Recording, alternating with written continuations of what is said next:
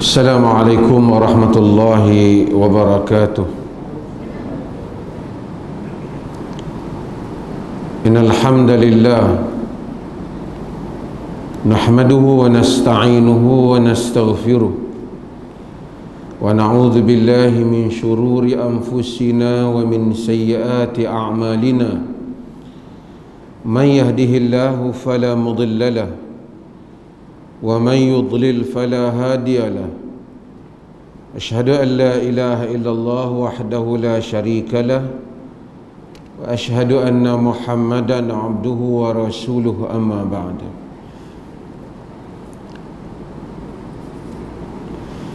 Hadirin dan hadirat yang dirahmati Allah, alhamdulillah kita sambung kuliah kita semula, teruskan kuliah kita semula walaupun ini hari ketiga Aidil Adha, dan insya-Allah mudah-mudahan Allah Subhanahu wa taala rahmati kita yang masih lagi dalam hari-hari tasyrik. Kita sambung hadis yang berikutnya. Wa an Abi Hurairah radhiyallahu an qala qala Rasulullah sallallahu alaihi wasallam uqtulul aswadaini fi ssalati al-hayyata wal aqrab akhrajahu al-arba'ah wa sahahu Ibn Hibban. Hadis ini diriwayatkan oleh Al-Imam Abu Dawud dalam sunannya, diriwayatkan oleh At-Tirmidzi dan Nasa'i dan Ibnu Majah. Empat tu dikeluarkan oleh yang empat. Ibn Hibban telah mensahihkannya. Cuma Ibn Hibban terkenal dengan tasahul di dalam sahih, mentasahihkan, yakni bermudah di dalam mensahihkan. Maka ramai kalangan ulama hadis suka untuk menyemak semula tasahih Ibn Hibban disebabkan isu bagaimana dia mengangkat riwayat siqah yang mengambil daripada orang yang dianggap tidak dikenali. Ini satu bab yang dulu pernah saya bahaskan. Tapi ulama-ulama hadis, bukan saja Ibn Hibban, Al-Hakim, Al-Zahabi, mereka bersetuju untuk menyatakan hadis ini adalah sahih. Hadis daripada Abu Hurairah ini menyebut uqtulul aswadain fi shalah, bunuhlah dua benda hitam di dalam salat. Al-hayyata wal aqrab, ular dan, diterjemah apa situ? Kalajengking. Kalajengking. Ular dan kalajengking. Nabi kata bunuhlah di dalam salat, yakni masa tengah salat. Jadi apabila bunuh tengah solat ini jadi perbahasan di kalangan para ulama, macam mana nak bunuh kalau ketika dia tengah solat. Kerana kita tahu solat ada pergerakan-pergerakan yang telah ditentukan, dan kita telah sebut pergerakan yang wajib, pergerakan yang makruh, pergerakan yang diharuskan, dan pergerakan yang diharamkan. Pergerakan yang disunatkan juga kan. Dulu orang cerita dululah mengaji kan, dia cerita ada 3-4 orang dia pergi semayang, dia pun tak mengaji bab ni. Tengah-tengah semayang, mula-mula duk lawan tolak satu orang, siapa nak jadi imam. Tolak kawan ni, tolak kawan ni, tolak kawan ni, last kali tolak seorang tu nak jadi imam. Lagi 3 duduk belakang. Lagi 3 yang duduk di belakang semayang. Tengah-tengah semayang, ulang lalu. Seorang kata belakang, rakaat kedua, tu imam ulang. Kawan sebelah kata semayang tak boleh cakap. Kawan hak sebelah lagi kata, hang bagi tahu kat dia pun kira bercakap juga. Kemudian Tok Imam pusing, Tok Imam kata tiga-tiga hampa batal pasal bercakap. Dululah masa duk mengaji pondok tu macam tu lah. Tok Guru Abang. Tak tahulah kejadian tu berlaku ke tak, tapi Nabi kata bunuh dua benda hitam semasa solat. Kita tahu, kita dah sebut dulu, ada pergerakan dalam solat yang pergerakan tu wajib. Seperti apa? Buang najis, kena di kopiah, cabut kopiah. Wajib untuk menyelamatkan sembahyang. Kalau tidak, sembahyang dalam keadaan najis. Pergerakan tu tak termasuk di dalam pergerakan salat. Wajib. Contoh lain apa? Saya dah sebut. Kita sembahyang menghadap ke arah salah kiblat. Mai-mai kawan kita dia pusing kita. Oi, dia tahu ni pusing kanan ni, kiblat. Wajib pusing. Pasal salah kiblat. Ada pergerakan yang wajib. Saya ada satu hamba Allah tu, dia ikut saya. Masjid Alwi kita ni, dia meja mengajak di sini. Dia masuk mai tak tengok betul-betul dulu. Dia sembahyang menghadap ke lah ni. Dia menghadap ke ni. Dia tak tengok tu, belah sana tu. Dia menghadap ke sini. Waktu orang masjid ni tengok dia menghadap sini, pusing dia pergi menghadap belah sini. Tu masuk sembahyang tu tak dan tengok. Pusing tu hukum apa? Wajib. Ada masa sunat. Macam mana? Rapatkan saf tengah-tengah duduk sembahyang. Pergerakan yang bukan asal daripada solat, tapi cuma bila Nabi suruh bunuh, kita dah bahas hadis Nabi dukung cucu dia, Umamah binti Abi As. Tapi bila nak suruh bunuh haiwan ular dan kalajengking ni, macam mana nak bunuh? Kalau setakat ni tak boleh, dia duduk di tanah. Maka para ulama, fuqaha terpaksa bahaskan hak mana yang nak kena bunuh ni. Sebahagian mereka kata yang mesti, pasal Nabi kata uqtulu, perintah tu kamu kena bunuh. Di kalangan mereka kata perintah ni wajib, tapi di kalangan mereka kata perintah ni adalah sunat. Tapi kalau dia ke arah menyerang kita, wajiblah bunuh. Kita tak bolehlah biar kita mati kerana ular ataupun kerana kalajengking. Jadi dia kata kalau dia menghala kepada kita, kita bunuh. Tapi kalau ular tu duduk mai, kita semayang dalam rumah, ular lintah, kalaupun dia tak mai kat kita, kita tahu satgi dia pergi ke anak kita ke duduk tengah tu, kita duduk semayang, nak buat macam mana? Yang demikian, hal yang demikian tu juga kita bunuh. Termasuk juga kalajengking. Bunuh macam mana nak bunuh? Takkan nak boleh pergi tangkap ular dengan tangan. Kalajengking takkan nak boleh pergi tekan dengan jari macam tu ya. Fuqaha dahulu mereka buat contoh, misalnya dia kata kalau nak bunuh nak kena pergi ambil kasut, pukul dengan kasut. Dia kata tak apa, tidak mengapa pergerakan sekadar dia bergerak, kemudian dia pi apa? Dia pi ambil kasut tu, dia pi katok kalajengking tu, dia boleh sambung lagi sembahyang dah.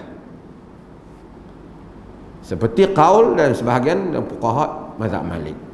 Sekali saya cerita pendetailan dia. Ataupun kita pakai kasut dah, kita pi bergerak, kita pijak kalajengking dengan kasut kita. Tidak membatalkan salat. Ataupun kita pi ambil tongkat tepi kita tu, kita pergi katok ular tu, pukul ular tu, kita masuk balik dalam solat. Kata mereka tidak membatalkan solat. Di kalangan mereka bincang, kalau lepas katok ular, apa tu ambil tu ular kepit pergi buang di luar, boleh masuk semayang balik ke? Contohnya lah, pergerakan yang banyak dan pergerakan yang sedikit ni, bagaimana nak mengukurnya? Macam mana nak nilai ini pergerakan yang banyak atau pergerakan yang sikit? Khilaf lagi di kalangan para fuqaha. Sebab apa khilaf? Sebab tidak ada hadis yang Nabi bagi tahu kalau bergerak macam ni banyak, bergerak macam ni sikit. Yang ada ialah contoh-contoh hadis Nabi, macam Nabi dukung Umamah, dan hadis yang lain yang diriwayatkan oleh Aisyah radhiyallahu anha yang ada dalam Sunan Abi Dawud. Kata Aisyah radhiyallahu anha, kana Rasulullah sallallahu alaihi wasallam yusalli fil bait wal babu mughlaq. Nabi semayang di rumah dalam keadaan pintu terkunci. Pintu terkunci. Faji'tu, kemudian aku datang, kata Aisyah, faji'tu wastaftahtu, aku datang, aku ketuk, aku minta nak masuk. Famasya, dia kata Nabi jalan. Fafatahali thumma raja' ila musalla. Nabi jalan, Nabi buka pintu, Nabi kembali kepada tempat Nabi sembahyang, Nabi salat. Tapi hadis tu pun tidak memberitahu Nabi jalan sejauh mana. Dia tak bagi tahu. Cuma kita tahu rumah Nabi tak besar lah. Yang tu kita tahu rumah Nabi tak besar. Sejauh mana baginda jalan, kita tak pasti. Sebahagian mazhab mereka andaikan mungkin Nabi berjalan 2 langkah, 3 langkah, Nabi buka pintu, Nabi patah balik ke tempatnya. Maka menjadi perbincangan di kalangan ulama panjang. Tidak ada siapa yang mempunyai dalil yang jelas tentang yang dikatakan kadar pergerakan yang membatalkan solat itu. Di kalangan mereka, Al-Imam Syaukani jawab, bahas panjang bab ini. Di kalangan mereka ada yang menyatakan jika sekiranya dia bergerak pergerakan besar 3 kali berturut-turut, batal salat. Ini seperti yang kita maklumi disebut dalam sebahagian fuqaha Hanafi, disebut juga khususnya dalam mazhab Syafi'i. Pergerakan kecil tak apa, pergerakan besar tak boleh. Kata mereka kalau pergerakan itu pada adatnya nampak besar, tak boleh. Tapi adat besar tak kecil ni orang nak ukur tak boleh. Kesimpulan dia sukar nak ditentukan. Ada yang kata kalau 1 tangan tak apa, 2 tangan tak boleh. Akhirnya mereka di kalangan fuqaha menyatakan kita tengok pergerakan Nabi. Kalau sekadar macam Nabi itu dukung, bergerak, buka pintu saja, pergerakan yang sedikit yang tak menampakkan meninggalkan solat, boleh. Tapi kalau dia sengaja macam mempersendakan semayang, duk buat, batal solat dah. Tapi pergerakan yang pada kalau orang tengok, orang tahu dia duduk setengah semayang tu.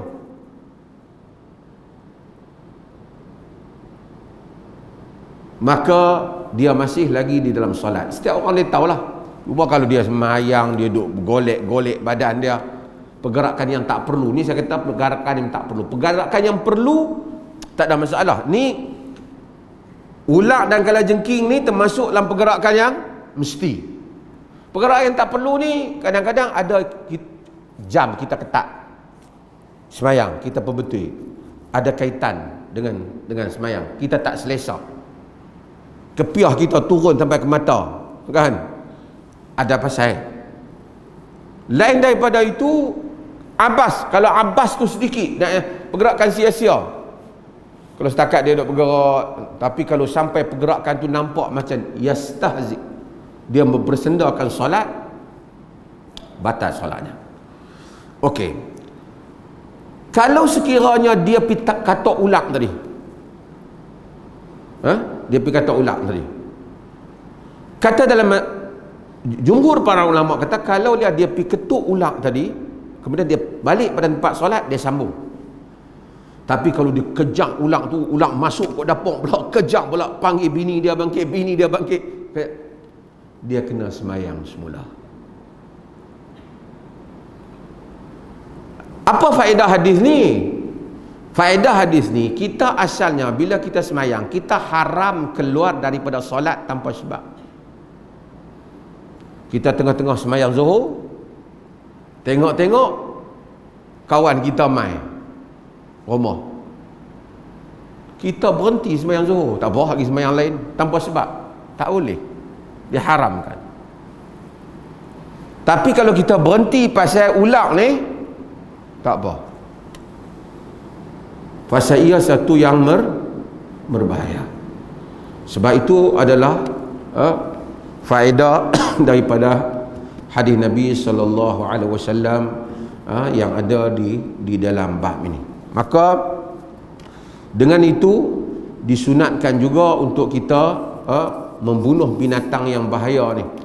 Kalaulah duduk dalam semayang pun Nabi suruh bunuh, di luar semayang pun bunuhlah. Ular mai rumah kita boleh membunuh. Demikian juga apa-apa saja binatang yang berbahaya, maka seseorang boleh membunuhnya jika mengancam nyawa kita.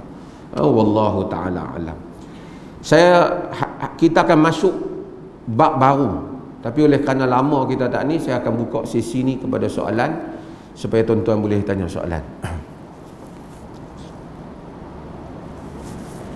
Siapa ada soalan dia boleh tulis. Semalam kerana ada soalan yang minggu lepas yang saya tak jawab, saya nak jawab sikit. Yang lain siapa nak tulis, dia tulis. Pasal dukung bayi. Ada yang tanya, kalau dukung bayi tu takut bayi tu ada najis, macam mana?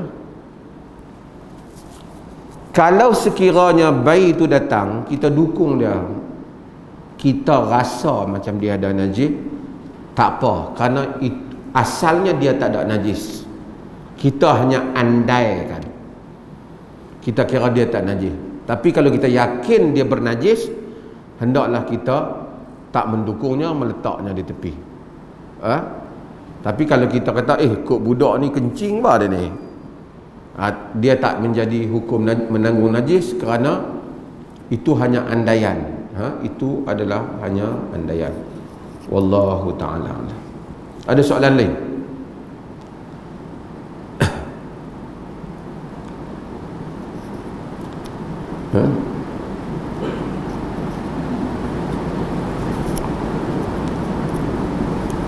Saya nak jawab satu soalan sebelum tuan-tuan tanya. Soalan yang orang tanya ni pasal satu hamba Allah yang nama dia Lepat. Jadi Lepat ni dia buat satu video, dia duk jawab, dia marah kat saya dan marah juga tentang Jawatankuasa Fatwa Polis yang mengeluarkan fatwa tentang, yang menyebut dia dan dia sebut apa, video dia apa, Mazazil buat tu lah, lebih kurang begitu lah.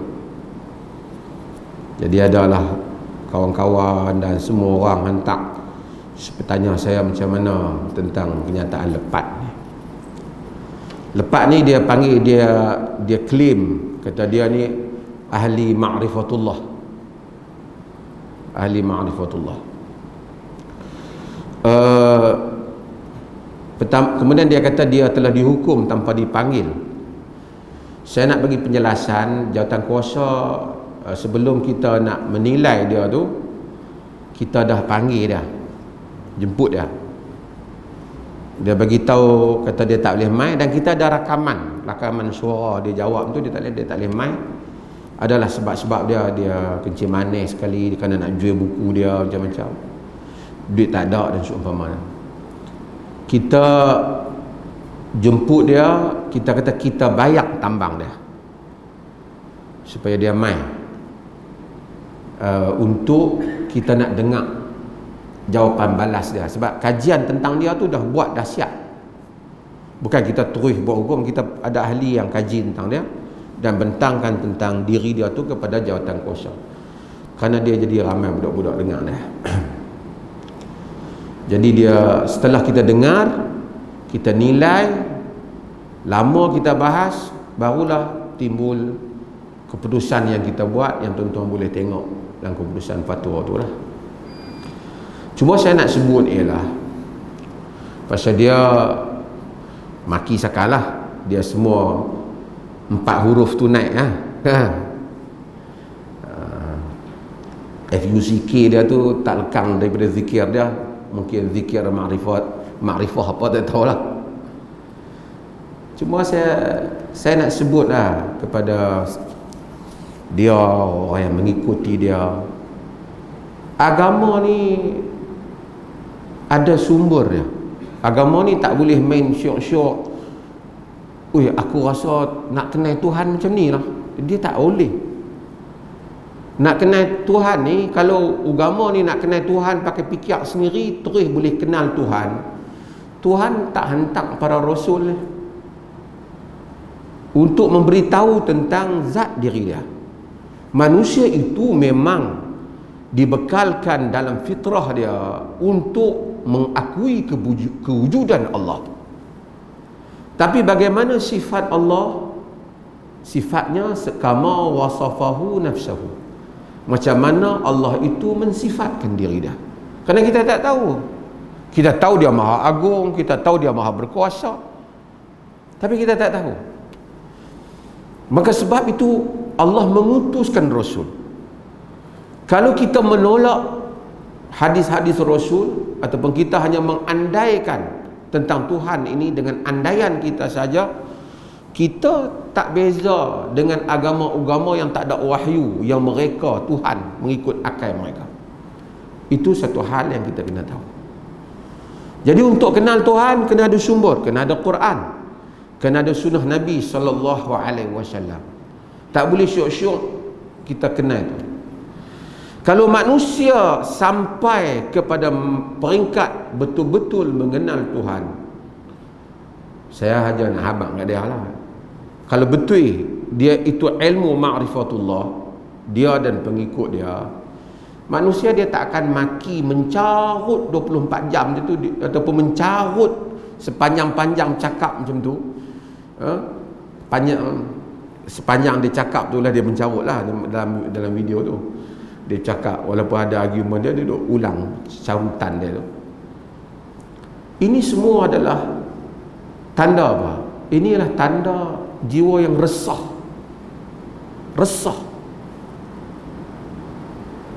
Orang yang kenal Tuhan, mudah-mudahan kita jadi mereka, ialah para anbiya.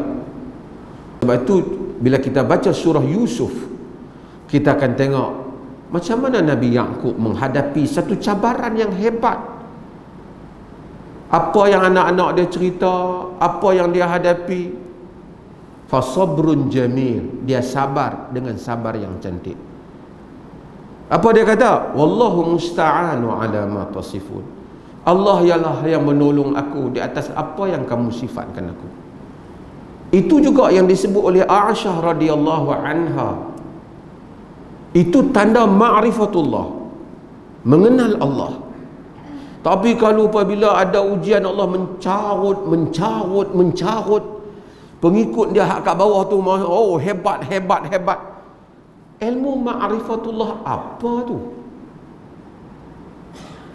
Saya sebutlah sebab dia ada trend, geng-geng ni dia ada trend.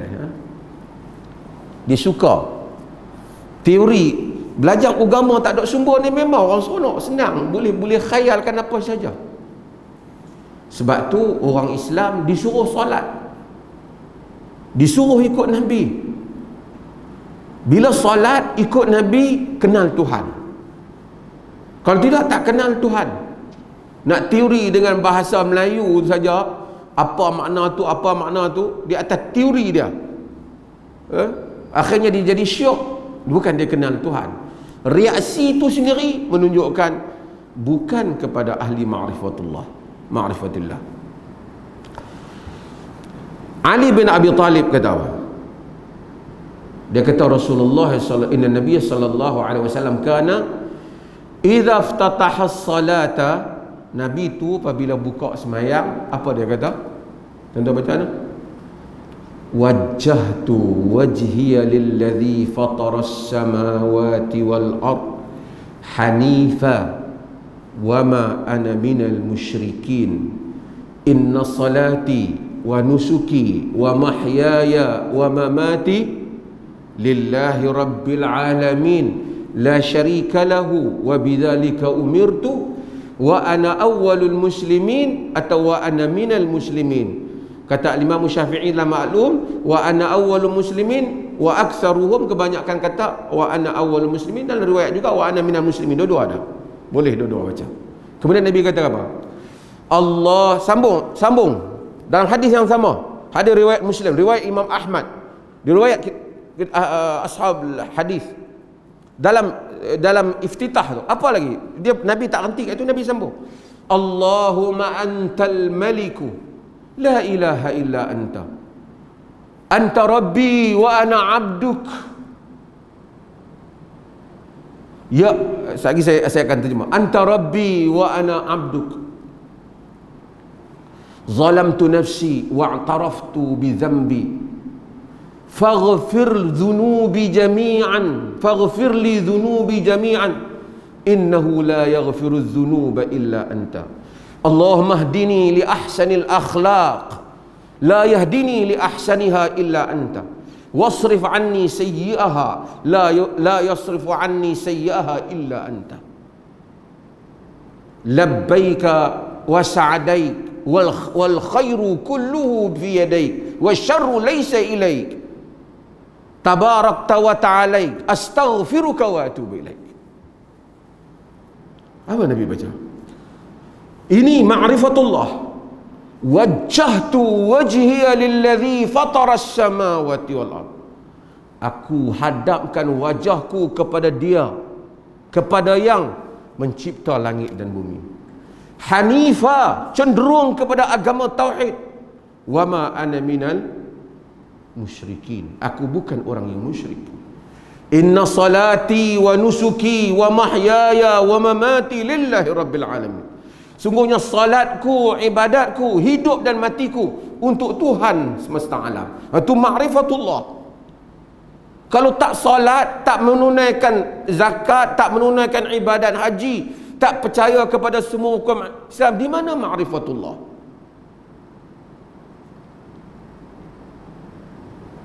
Inna salati wa nusuki wa mahyaya wa mati lillahi rabbil alamin la syarika lahu, tidak ada sekutu baginya. Wa bidzalika umirt, yang demikian itu aku diperintahkan. Wa ana minal muslimin, aku di kalangan kaum muslimin. Allahumma antal malik, tu orang yang kenal Allah. Ya Allah, engkaulah raja. La ilaha illa anta, tidak ada ilah melainkan engkau.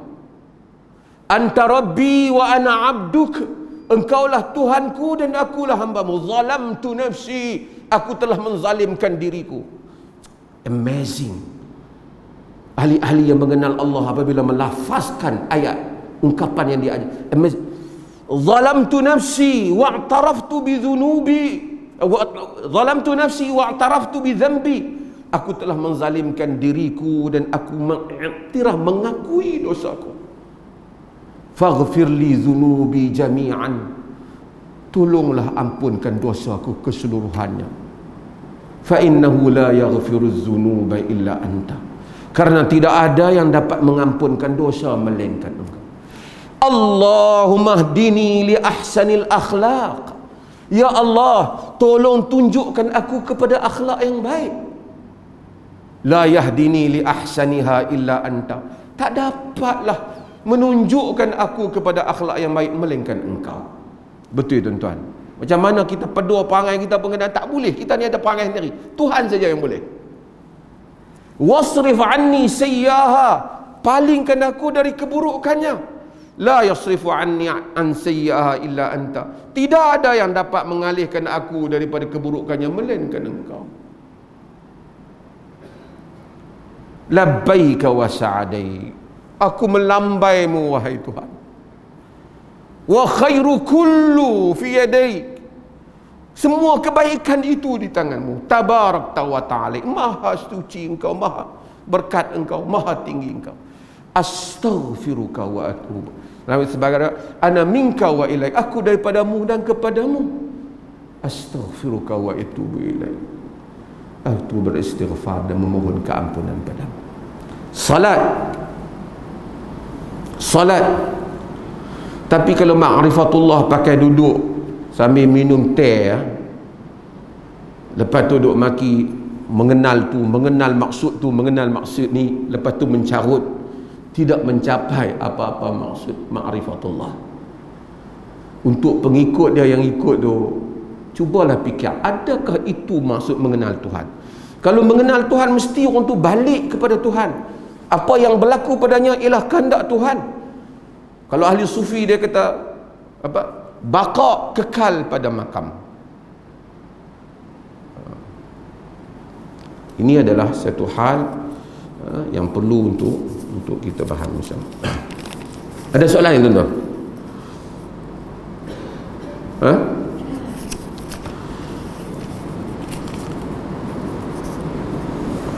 Oh, saya nak sebut ada apa soalan ni. Petang tadi orang tanya banyak isu ni. Ada masalah. Apa isu panas sekarang ni? Pasal yang ni banyak sangat masuk dalam soalan ni pada saya. Daripada email, daripada apa, saya jawab. Isu mereka bergaduh pasal duk lawan sedekah.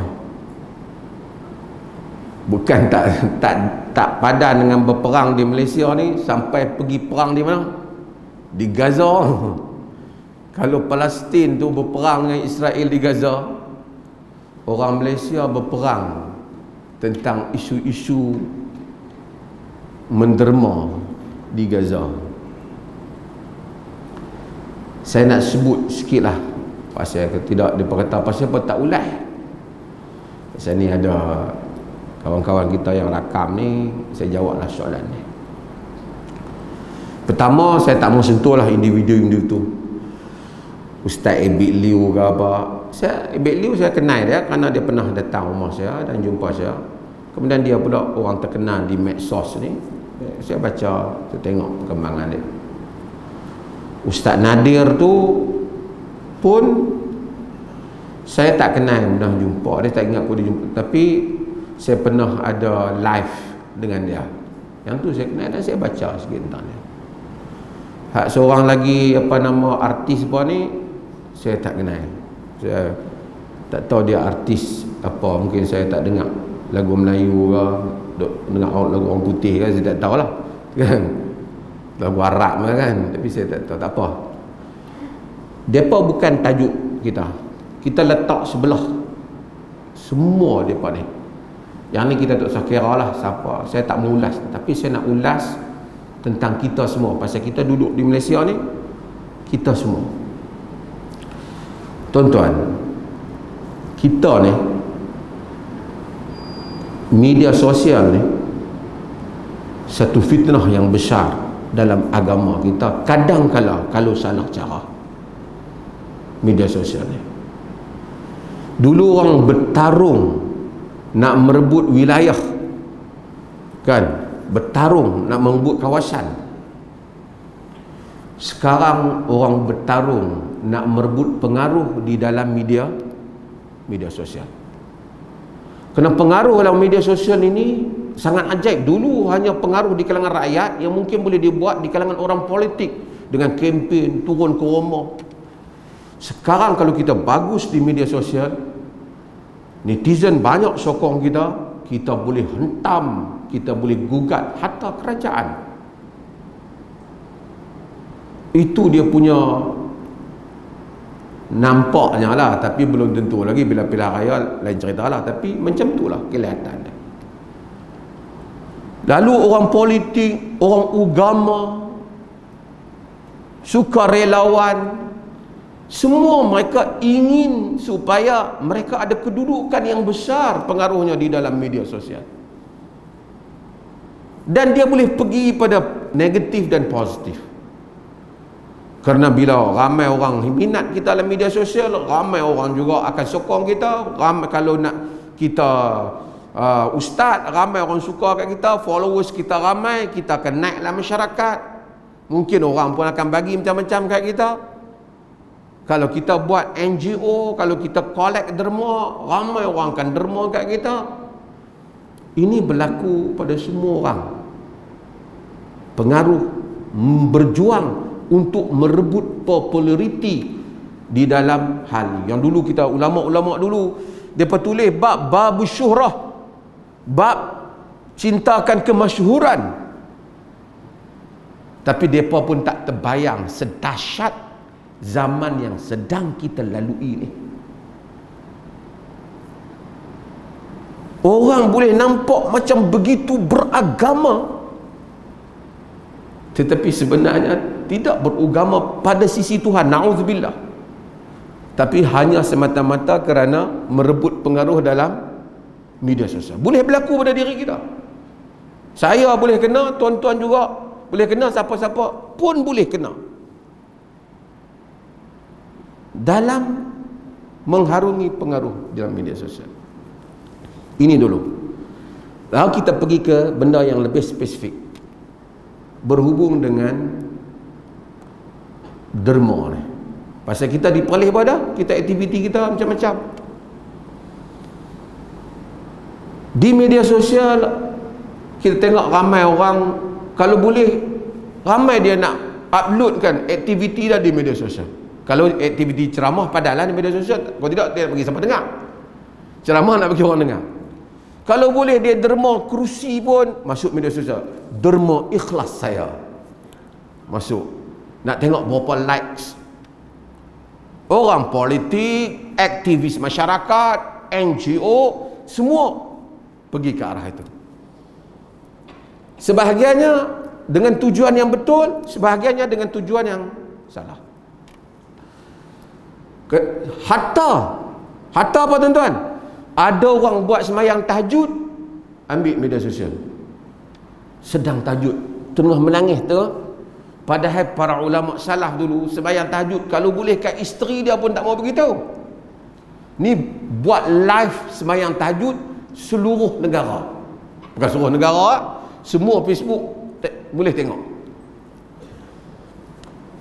Pengaruh bahaya media sosial kalau tak dijaga.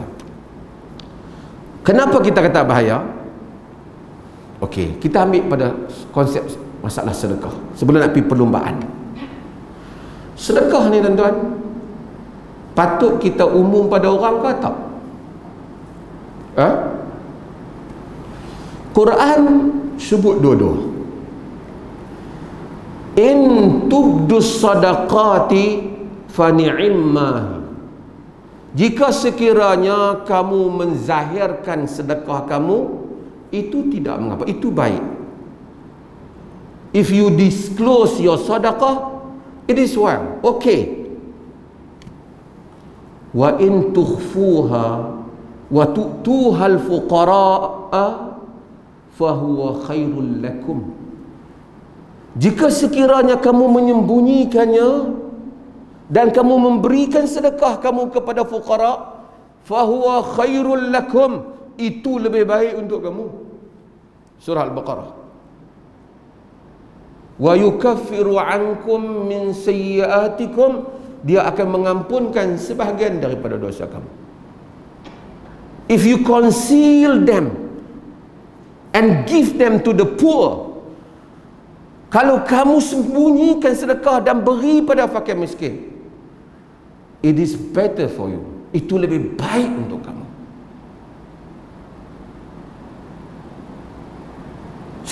Saya belum cerita lagi NGO, saya nak cerita konsep umum dulu.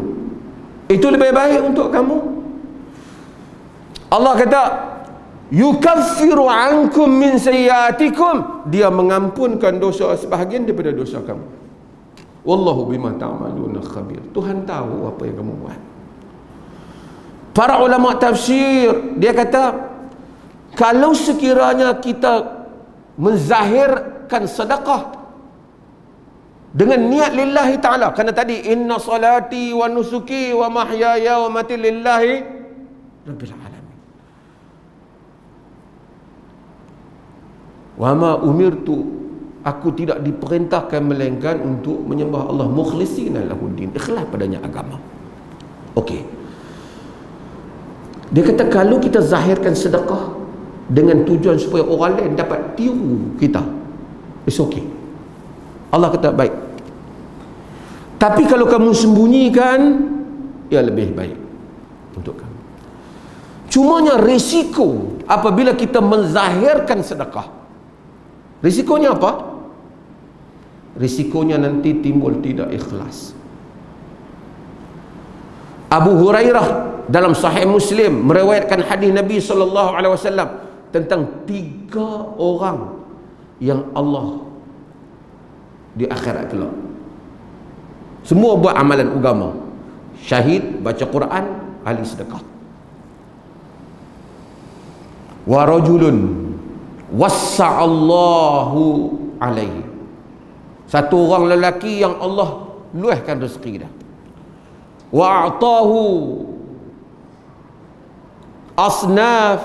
asnafal mali kulli, Allah bagi pada dia macam-macam harta. Allah tanya dia, "Madza amilta fiha?" Kau buat apa di dunia? Dia kata apa? Ya Rabb, ma min sabilin tuhibbu an tunfaqqa fiha illa nafaqtu fiha laka.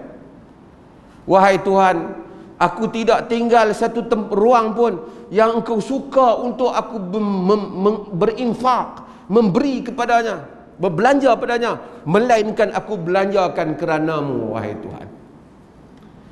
Allah kata apa? Kadzabt, bohong. Innama fa'alta liyuqal huwa jawad faqad qil. Engkau buat semata-mata supaya orang kata dia ni pemurah. Faqad qil, dan telah pun dikata kepadamu.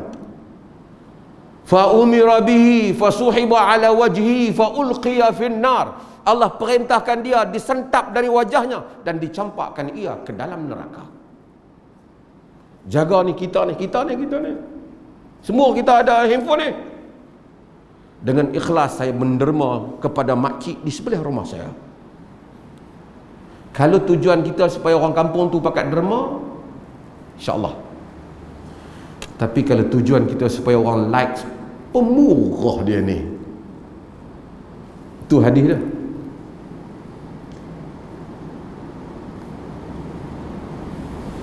Bila kita kendali, melainkan kita ni ada 2 keadaan bila kita sedekah pada zaman ni. Satu, kita kendalikan harta awam macam maib, dia kena tunjuk lah, tapi dia tak akan claim saya sebagai mufti yang pemurah menderma untuk 500 orang. Tak boleh ya. Bukan harta saya. Harta siapa tu? Harta orang bagi zakat. CEO maib pun tak kata harta dia, sebab harta tu siapa punya? Duit zakat, duit derma orang. Sebab tu kita kata maib menyumbang. Maib tu bukan duit individu. Pasal apa tunjuk? Nak habaq pada orang yang sumbang, hak hampa amanah tu kami bagi dah. NGO pun macam tu. NGO pun macam tu. Bila dia bagi, dia bukit kita tunjuk lah. Sebab orang nak tanya hamba bagi, pasal dia pemegang amanah orang. Okay.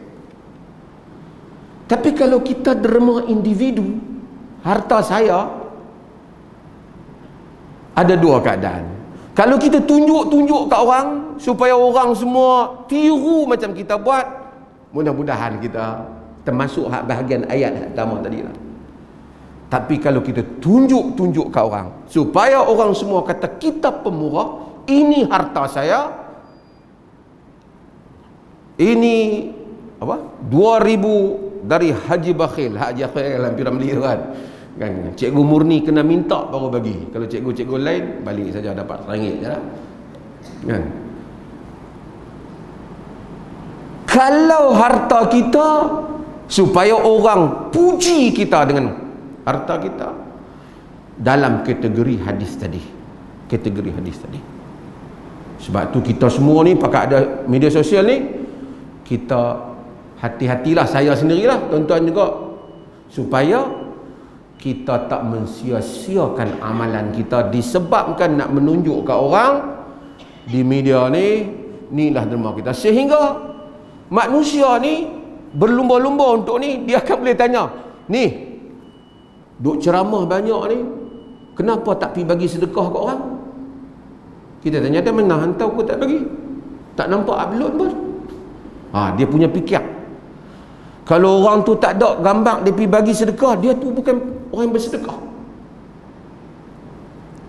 Dan orang yang bersedekah untuk guna diri dia ni dua. Satu, mungkin dia ikhlas inviting other people to do the same thing, ajak orang lain buat benda tu, mungkin. Satu lagi, dia sedang build up dia punya pengaruh dia di dalam masyarakat, ahli politik, public figure, dan orang mabuk media sosial ni, mabuk media sosial ni.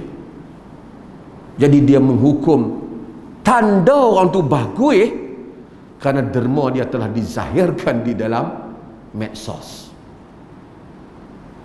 Mungkin saya nak ingatkan diri saya, tuan-tuan juga, siapa-siapa kalau mau, ni tazkirah untuk diri sendiri, share dengan orang lain.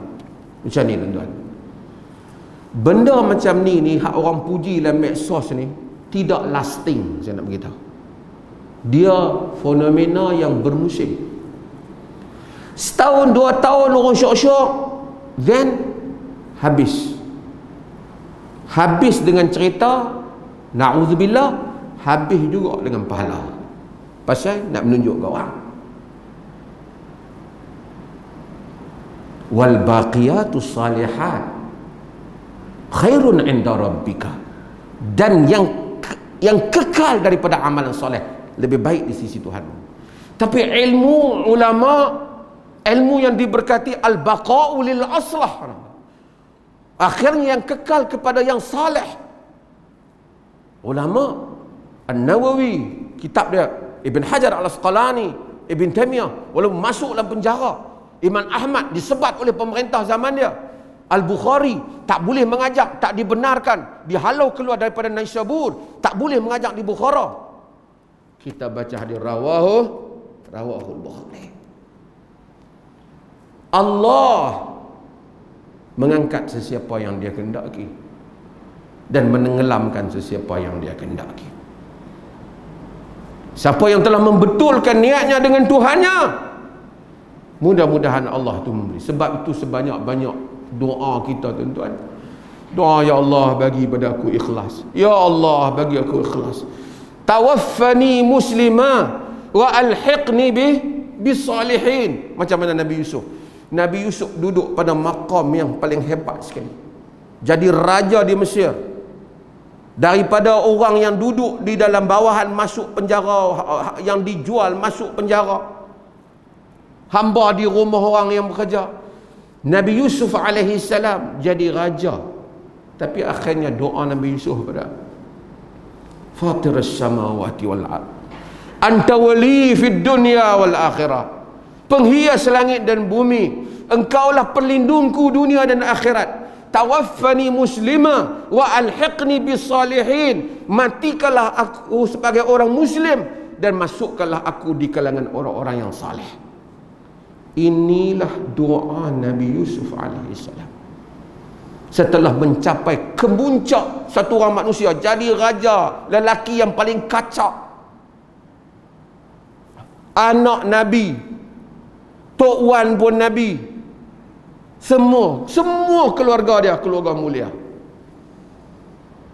Tapi tidak lebih hebat, segala kejayaan dunia ni lebih daripada mati sebagai orang muslim, masuk di kalangan orang yang saleh.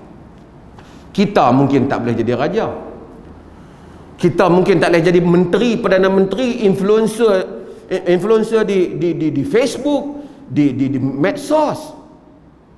Tapi Allah buka satu benda yang semua kita boleh jadi, makam yang paling tinggi sekali, yang semua para nabi minta. Jadikanlah aku di kalangan orang yang saleh. Nabi Sulaiman, burung cakap, tahu semua benda dia tahu. Dia tengok semut bercakap, ya ayuhan namlu udkhulu masakinakum, wahai semut, masuk dalam sarang kamu. La yahtimannakum Sulaiman wa junudu, jangan sampai la yahtimannakum Sulaiman wa junudu, jangan sampai Sulaiman dan tentera dia pijak kamu. Nabi Sulaiman dengar semut cakap. Fatabassama dhahikan min qawliha, tersenyum dan ketawa Sulaiman mendengar perkataan semut betina. Sebab semut ni komuniti dia apa? Queen. Quran daripada dulu beritahu semut betina yang bagi arahan. Tapi ayat akhir, saya bukan nak syarah doa ni, tapi ayat ujung Sulaiman kata, wa adkhilni birahmatika, masukkanlah aku dengan rahmatmu di ibadaka salihin, di kalangan hamba-Mu yang saleh. Habis dah jadi raja, jadi apa kerajaan, dia kemuncak harapan Sulaiman, masukkanlah aku di kalangan orang yang saleh. Sebab itu tuan-tuan, kita tak boleh jadi nabi, tapi kita boleh doa hak Nabi, masukkan di kalangan orang yang saleh. Itulah doa yang lebih besar daripada wa adkhilni bi rahmatika fi ibadikas salihin, masukkanlah aku dengan rahmatmu di kalangan hamba-hamba-Mu yang saleh.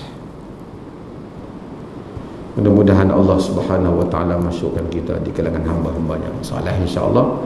Wa sallallahu ala nabiyina Muhammad walhamdulillah rabbil alamin.